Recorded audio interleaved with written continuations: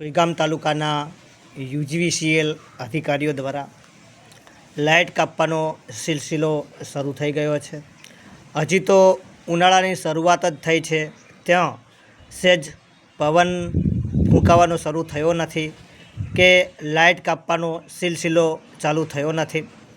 જે યુજીવીસીએલના અધિકારીઓને હું કહેવા માગું છું કે સોનેતની અંદર આ સિલસિલો ચોમાસામાં તો હોય છે કે સહેજ ફુવારા પડ્યા નથી કે વરસાદ શરૂ થયો નથી કે પવન ફૂંકાયો નથી, તમે લાઇટ કાપી નાખો છો ચોમાસાની અંદર. પણ હજી તો ઉનાળો છે, ઉનાળાની શરૂઆતમાં જ તમે લાઇટ કાપવાનો સિલસિલો શરૂ કરી દીધો છે.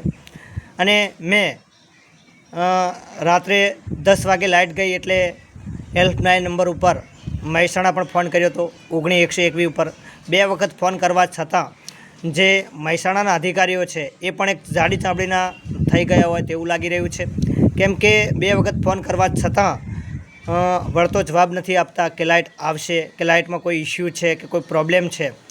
અને જે અધિકારીઓ છે એ પગાર આપણા જનતાના ટેક્સમાંથી લે છે, એટલે એમનો ફરજ છે કે કોઈ પણ ગ્રાહક છે, કોઈ પણ તમને વ્યક્તિ છે ફોન કરીને લાઇટ માટે હેલ્પ માગે છે તો આપીએ, તમારી ફરજ છે.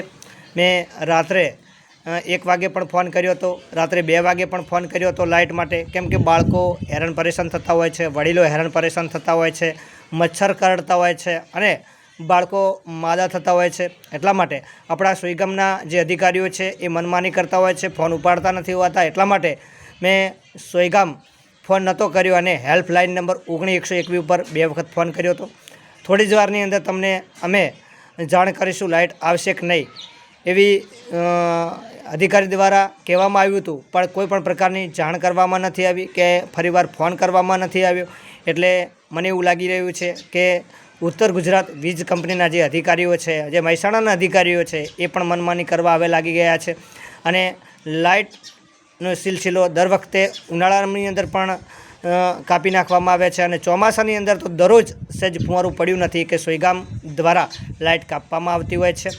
તો આપણી દરેક સોનેત ગામના લોકોની માગ છે કે ઠીકરિયા ફિલ્ડમાંથી બદલીને અમને જલોયા ફિલ્ડમાં લઈ જવામાં આવે, જેથી કરીને અમને ચોમાસાની અંદર તકલીફ ના પડે અને બાળકો હેરાન પરેશાન ના થાય, વડીલો હેરાન પરેશાન ના થાય. એટલા માટે વિડીયો બનાવી રહ્યો છો તો વિડીયોને શેર કરજો, લાઇક કરજો, કોમેન્ટ કરજો અને વધુમાં વધુ શેર કરજો તેવી આશા રાખું. જય હિન્દ, જય ભારત, જય સંવિધાન.